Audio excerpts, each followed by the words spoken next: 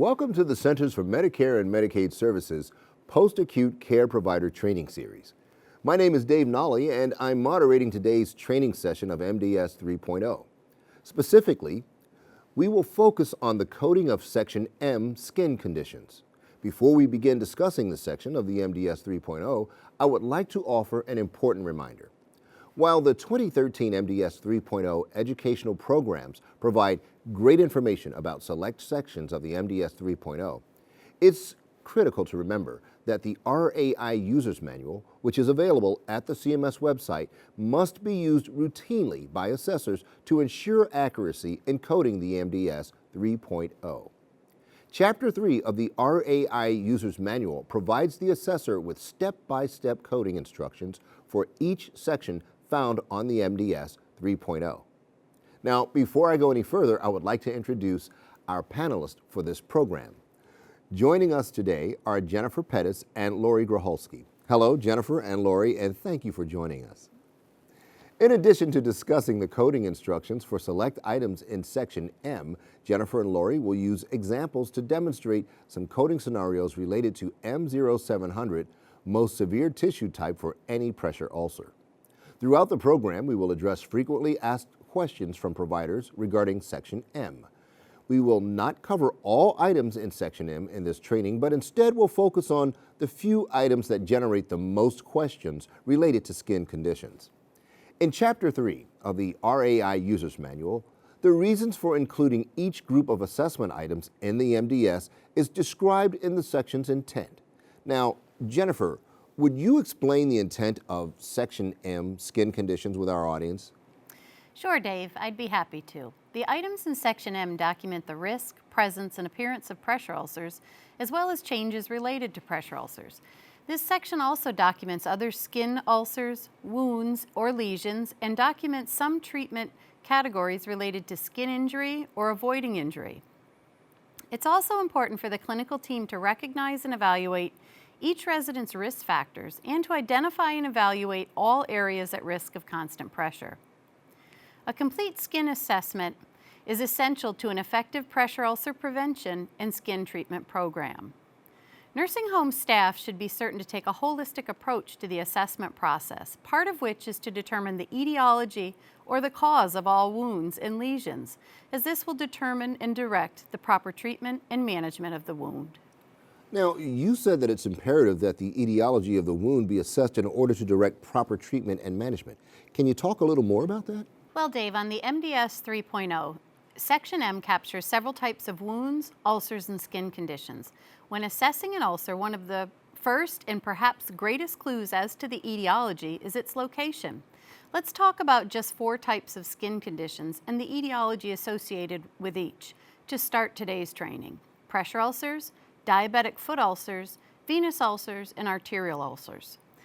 The location of the ulcer will provide key information as to its etiology. For instance, bony prominences, such as the sacrum, the coccyx, trochanters, ischial tuberosities, and heels are areas on the body that are known places where pressure ulcers develop. Additionally, other areas such as bony deformities, skin under braces, and skin subjected to excessive pressure, shear, or friction are also at risk for pressure ulcers. Diabetic foot ulcers tend to be found on the plantar or bottom surface of the foot, closer to the metatarsal. Arterial wounds do not typically occur over a bony prominence. They are usually seen on the tips and tops of the toes, tops of the feet, or distal to the medial malleolus or inner ankle. Venous wounds most commonly occur proximal to the medial or lateral malleolus or on the lower calf area of the leg. Consider the example of a resident with diabetes. A person with diabetes may have one or more types of ulcers previously mentioned. If a resident with diabetes has an ulcer on the foot, the specific location will be a tremendous clue to the assessor as to the type of wound. If the diabetic resident presents with a heel ulcer from pressure, the ulcer would be coded as a pressure ulcer on the MDS 3.0. Whereas if a resident with diabetes has an ulcer on the plantar or bottom surface of the foot closer to the metatarsal, it's much more likely that it's a diabetic foot ulcer. In the case of the latter, pressure is still likely a factor and would need to be addressed to promote healing, but in this case, it would likely not be the primary cause. Well, thanks for the helpful information, Jennifer. Lori, we heard from Jennifer how significant location is in determining etiology and ulcer type. What other factors should be considered in differentiating various ulcers, such as venous, arterial, or neuropathic? Some other characteristics of ulcers to consider include sensation, the amount of exudate, and the tissues in and surrounding the ulcer. Venous ulcers may or may not be painful and are typically shallow with irregular wound edges and a red, granular, or bumpy wound bed. These ulcers tend to present with minimal to moderate amounts of yellow, fibrinous material, and they generally have moderate to large amounts of exudate. The surrounding tissues may be erythematous or reddened or appear brown tinged due to a protein that contains iron called hemosiderin. Leg edema or swelling may also be present. Arterial ulcers are often painful and have a pale pink wound bed or present with necrotic tissue, a deep, round, punched-out appearance with irregular but distinct boundaries, minimal to no exudate, poor granulation tissue, and minimal or no bleeding. Arterial ulcers may also exhibit coolness to touch, absent pedal pulses, decreased pain when feet are dependent, increased pain when elevated, blanching upon elevation, delayed capillary refill time, hair loss, and top of the foot and toes, and toenail thickening. Diabetic foot ulcers are caused by the neuropathic and small blood vessel complications of diabetes. The ulcers are usually deep with necrotic tissue, moderate amounts of exudate, and calloused wound edges. The wounds are very regular in shape, and the wound edges are even with a punched-out appearance. These wounds are typically not painful. While Jennifer already mentioned that diabetic neuropathic ulcers generally occur on the plantar surface of the foot, it is also important to mention that foot deformities may be seen in the diabetic resident, including Charcot foot. Charcot foot occurs in people with significant neuropathy. The neuropathy causes weakening of the bones in the foot that may lead to fracture, and as the disorder progresses, there are fractures leading to the foot taking on an abnormal shape, often presenting with a rocker bottom appearance. What would clinicians look for that would lead them to the conclusion that the etiology of an ulcer is pressure? For pressure ulcers, it might be helpful to refer to the definition. A pressure ulcer is localized injury to the skin and/or underlying tissue, usually over a bony prominence as a result of pressure or pressure in combination with shear. So really, anything that could cause pressure to bony prominences or contribute to shearing of the skin are things that the assessor needs to be aware of. As far as clinical characteristics of pressure ulcers go, once a pressure ulcer is identified, the stage of a pressure ulcer will greatly determine what the assessor will see in the wound itself. The appearance of skin surrounding the ulcer and characteristics of the drainage can vary greatly with pressure ulcers, regardless of the stage. Pressure ulcer staging is based on the ulcer's deepest anatomic soft tissue damage that is visible or palpable. If a pressure ulcer's tissues are obscured, such that the depth of soft tissue damage cannot be observed, it is considered to be unstageable. It sounds like there's a lot of information for the assessor to consider when determining ulcer type. What can you tell us about the staging system and how it relates to the MDS 3.0? Before we get into the actual staging system itself, it is important to understand that CMS has adapted the 2007 National Pressure Ulcer Advisory Panel, or NPUAP, staging guidelines for use in the MDS 3.0. Please be aware that the definitions used do not perfectly correlate with each stage as described by the NPUAP.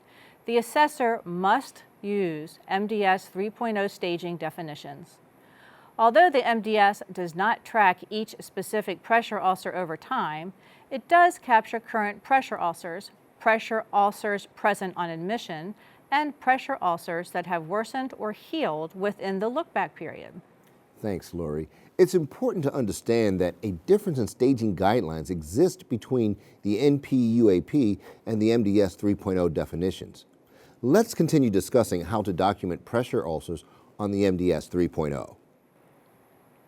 Once the assessor has determined that the lesion and/or skin condition being assessed is primarily related to pressure and that other conditions have been ruled out, it is captured as a pressure ulcer in M0300 on the MDS 3.0.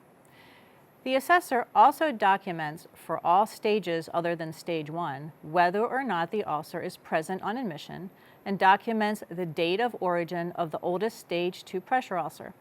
I'll discuss stages 1 through 4, and then Jennifer will review the 3 unstageable pressure ulcers that are captured on the MDS 3.0. A stage 1 pressure ulcer is defined on the MDS 3.0 as an observable, pressure-related alteration of intact skin which may include changes in one or more of the following parameters. Skin temperature, the area may be warmer or cooler than the surrounding tissue. The tissue consistency may be more firm or boggy than the surrounding tissue or opposite area. There may be a change in sensation in the area such as pain or itching, and/or there may be a defined area of persistent redness in lightly pigmented skin, whereas in darker skin tones, the ulcer may appear with persistent red, blue, or purple hues. The number of stage 1 pressure ulcers is documented in M0300A. Stage 2 pressure ulcers have partial thickness loss of dermis, which present as a shallow, open ulcer with a red-pink wound bed without slough. They may also present as an intact or open ruptured blister.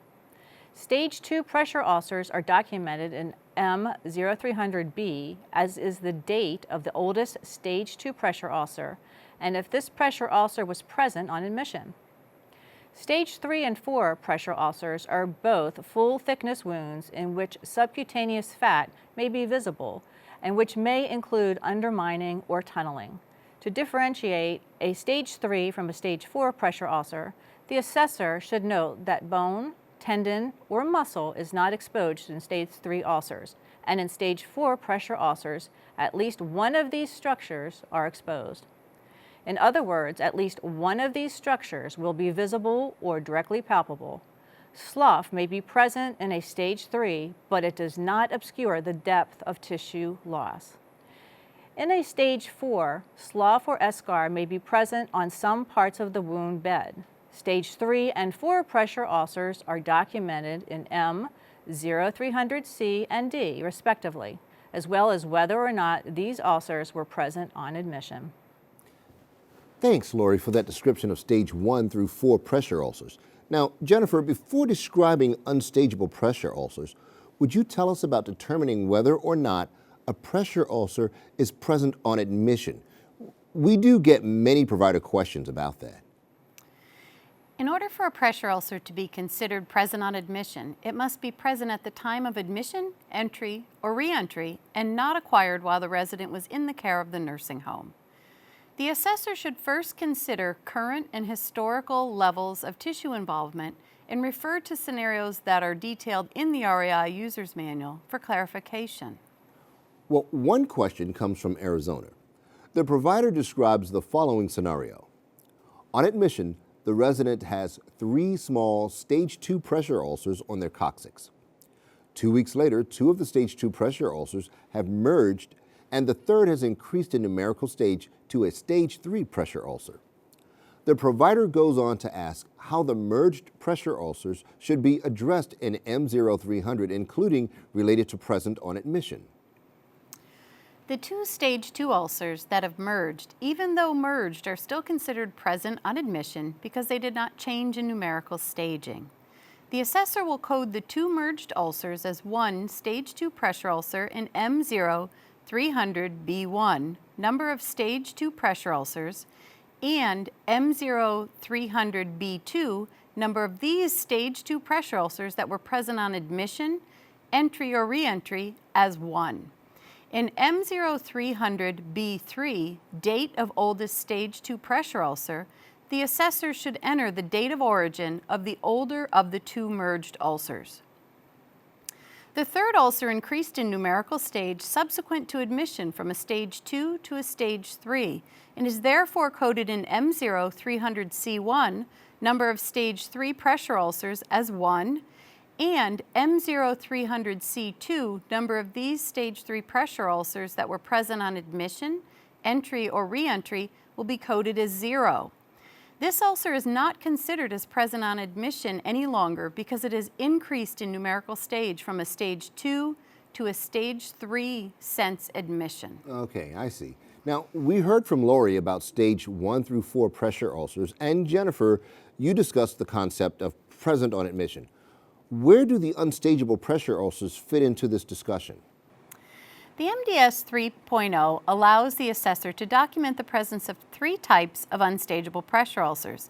Unstageable pressure ulcers related to non-removable dressings or devices are captured in M0300E. Examples of non-removable dressings or devices include a dressing that is not able to be removed per physician's order, an orthopedic device, or a cast. If the pressure ulcer is unstageable due to the presence of slough and/or eschar, it would be documented in M0300F, and ulcers that present as suspected deep tissue injury, or SDTI, are captured in M0300G. Deep tissue injury is defined in the RAI User's Manual as a purple or maroon area of discolored, intact skin due to damage of underlying soft tissue.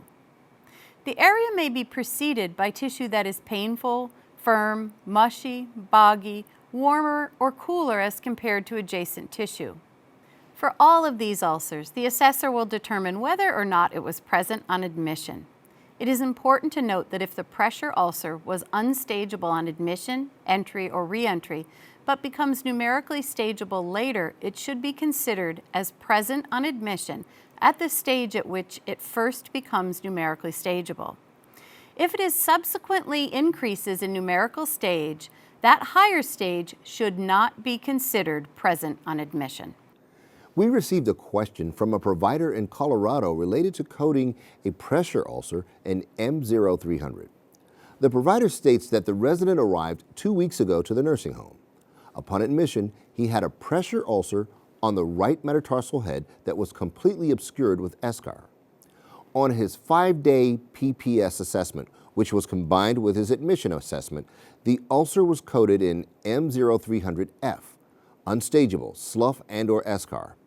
In M0300F2, the pressure ulcer was coded as present on admission. The facility has been treating the ulcer with an enzymatic debridement agent and is now approximately 80% covered with slough, visually obscuring the true depth of the ulcer, but the metatarsal head is palpable. How should this pressure ulcer be coded on the 14-day assessment? And Lori, can you offer the provider some advice on how to code this? The pressure ulcer does not have to be completely debrided or free of all slough and/or eschar tissue in order for reclassification of stage to occur. Despite being approximately 80% covered by slough, the resident's bone is directly palpable, and the ulcer now meets the definition of a stage 4 pressure ulcer and will be coded as such in item M0300D, stage 4. Because the pressure ulcer was unstageable on admission, it is not considered to be worsened because this is the first assessment that the pressure ulcer is able to be numerically staged. The pressure ulcer will continue to be considered present on admission. Thanks, Lori. Now, before we move on, let's tackle another provider question. This one comes from Kentucky and asks, Mr. K was admitted to the facility earlier in the week. Mr. K was reported to have a stage 2 pressure ulcer on his right ischial tuberosity, as noted on his admission skin assessment. The nurse completing the admission skin assessment described the ulcer as 2 centimeters by 1 centimeter by 0.1 centimeter and recorded that the wound bed contained 100% red granulation tissue. Now, according to the RAI User's Manual, stage 2 pressure ulcers do not have granulation tissue, slough, or eschar. What should we do to ensure accurate coding of section M? So, Jennifer, any advice for this provider? While review of the medical record, including skincare flow sheets and other skin tracking forms, is an important step in completing Section M, it's also important that the assessor speak with direct care staff, including the treatment nurse, to confirm conclusions from the medical record review, as well as conduct a physical assessment of the resident. For each pressure ulcer, the clinical team must determine the deepest anatomical stage and be sure to consider current and historical levels of tissue involvement. Because stage 2 pressure ulcers are partial thickness wounds and heal via re-epithelialization, the presence of granulation tissue in the wound would indicate that it is in fact a full thickness wound and not a partial thickness wound. Therefore, in this example, this pressure ulcer could not be coded as a stage 2 pressure ulcer. Being able to differentiate tissue types and understand the definitions of the pressure ulcer stages is an essential component to ensuring accuracy of the assessment and subsequent treatment and care.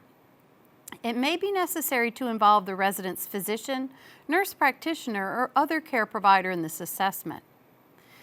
It would also be important in this case to review documentation that may provide insights into the history of the pressure ulcer. If the pressure ulcer has ever been classified at a higher numerical stage than what it is observed now, it should be continued to be classified at that higher stage.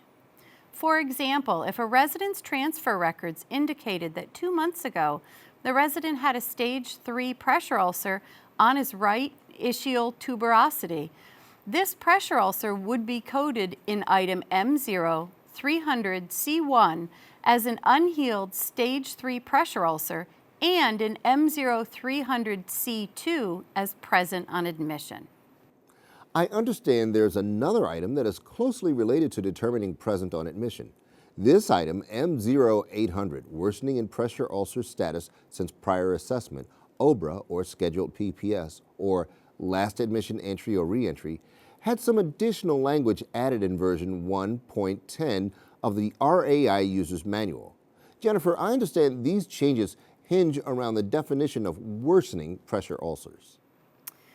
That's right, Dave. CMS's definition of worsening is a pressure ulcer that has progressed to a deeper level of tissue damage and is therefore staged at a higher number using a numerical scale 1 through 4, using the staging assessment system classifications assigned to each stage, starting at stage 1 and increasing in severity to stage 4 on an assessment as compared to the previous assessment. Therefore, if a numerical stage is not available to compare to a prior numerical stage, a determination of worsening cannot be made according to this definition. However, CMS realizes that if, for example, a stage 2 pressure ulcer becomes covered with slough, it has indeed clinically worsened to at least a stage 3 pressure ulcer, since stage 2 pressure ulcers cannot contain slough. At this point in time, this distinction is not reflected in Section M coding, however. It is something that the assessors should understand. Again, only when numerical stages are available for comparison can a determination of worsening be made in item M0 800 according to the current definition of worsening in the RAI User's Manual. The information added includes 2 important points. The first is if a pressure ulcer was numerically staged and becomes unstageable due to slough or eschar, the assessor should not consider this pressure ulcer as worsened. The only way to determine if this pressure ulcer has worsened is to remove enough slough or eschar so that the wound bed becomes visible. Once enough of the wound bed can be visualized and or palpated such that the tissues can be identified and the wound can be restaged, the determination of worsening can be made. The second added instruction addresses when 2 pressure ulcers merge. This instruction states not to code the merged pressure ulcers as worsened. Although 2 merged ulcers might increase the overall surface area of the pressure ulcer, there would need to be an increase in numerical stage in order for it to be considered as worsened. So when a stage 2 pressure ulcer becomes covered with slough, it is clinically worsened to at least a stage 3, but this distinction is not reflected in the Section M coding. Lori, are there any other examples that may not be reflected in the MDS 3.0 which are especially pertinent to our discussion of Section M? The MDS 3.0 does not capture all functional and clinical issues occurring with the resident. It only captures what is specifically detailed on the item set and in the RAI user's manual. There is another great example of this in Section M with mucosal pressure ulcers. This is one of the additions to the RAI user's manual that's based on the evolving science related to skin assessment and pressure ulcer coding. Ulcers due to pressure that occur on the mucosa are not staged using the NP-UAP skin staging system, as anatomical tissue comparisons cannot be made. In their position statement on this issue, the NP-UAP states that it is understood that these ulcers may indeed be due to pressure. However, anatomically analogous tissue comparisons cannot be made. The NP-UAP goes on to state, further, it is NP-UAP's position that mucosal pressure ulcers not be classified as partial or full thickness because the clinical assessment of the tissue does not allow the distinction. CMS agreed with this position statement and decided that it was an important distinction to add to the RAI user's manual. Therefore, pressure ulcers on mucosal tissue are not coded in Section M. If pressure ulcers are identified in oral mucosa, they should be coded in Section L, item L0200C, abnormal mouth tissue. If a mucosal pressure ulcer occurs on a mucous membrane other than those in the mouth, it will not be captured on the MDS 3.0. Consider this scenario regarding a resident that was admitted after gastrointestinal surgery. The resident had a nasogastric tube removed the day prior to coming to the facility. On the admission nursing assessment, the nurse noted that there was an intranasal mucosal ulcer on the medial aspect of the resident's left nostril that appeared to have been caused by the nasogastric tube. There were no pressure ulcers or other skin or mucosal issues noted on the resident's skin assessment. The assessor rightly did not code the mucosal ulcer in Section M as a pressure ulcer. She did, however, code the medicated ointment being used on the intranasal ulcer in item M1200H, applications of ointments medications other than 2 feet. Interesting, interesting. Let's address one more provider question about staging of pressure ulcers before we move on to discuss pressure ulcer measurement. A provider from Michigan asked the following. In 2012, the NP-UAP issued a position statement which states that pressure ulcers with exposed cartilage are stage 4 pressure ulcers. Does CMS agree with this when it comes to coding the MDS 3.0? CMS does agree with the NP-UAP's position statement, and in fact, there is a coding tip that was added to the RAI user's manual that addresses this very issue, where it states, cartilage serves the same anatomical function as bone. Therefore, pressure ulcers that have exposed cartilage should be classified as a stage 4. Okay, great.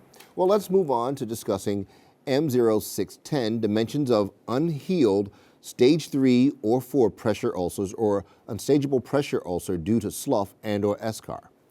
Let's spend a few minutes reviewing some general information about coding this item and then address a relevant provider question.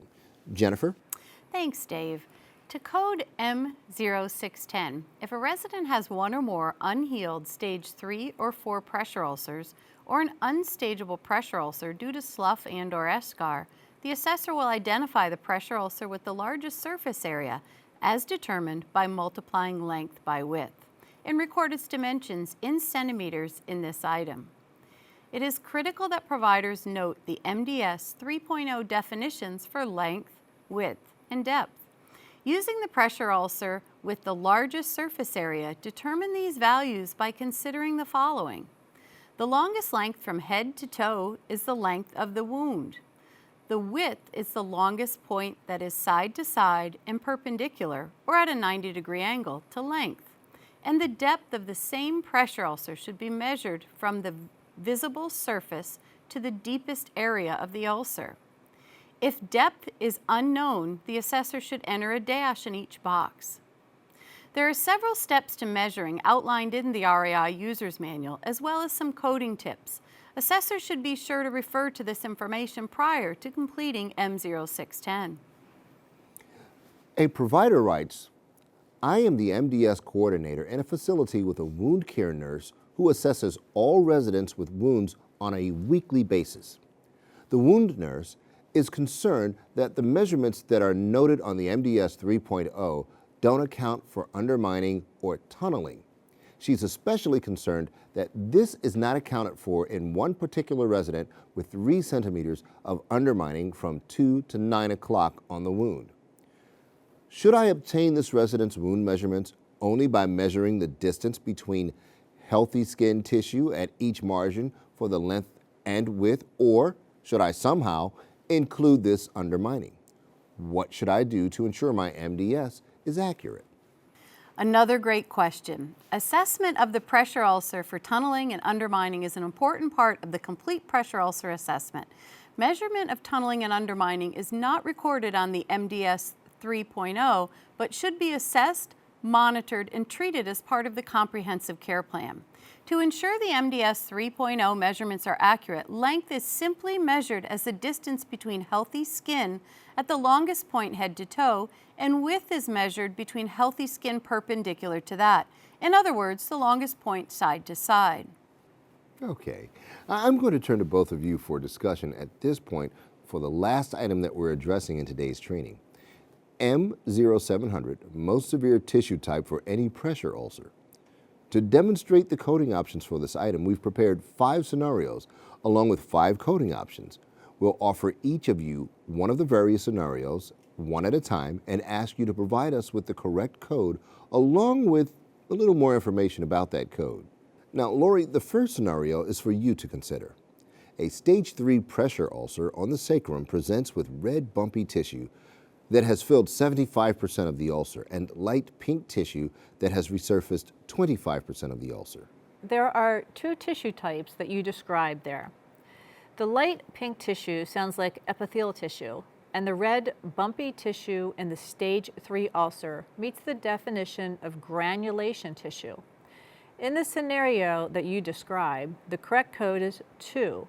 Granulation tissue, which should be used if the wound is free of Slough and Eschar tissue and contains granulation tissue, which is red tissue with a cobblestone or bumpy appearance. Granulation tissue bleeds easily when injured. Okay, Jennifer, the next scenario is for you. A stage 2 pressure ulcer is noted to have light pink shiny tissue becoming visible in the wound.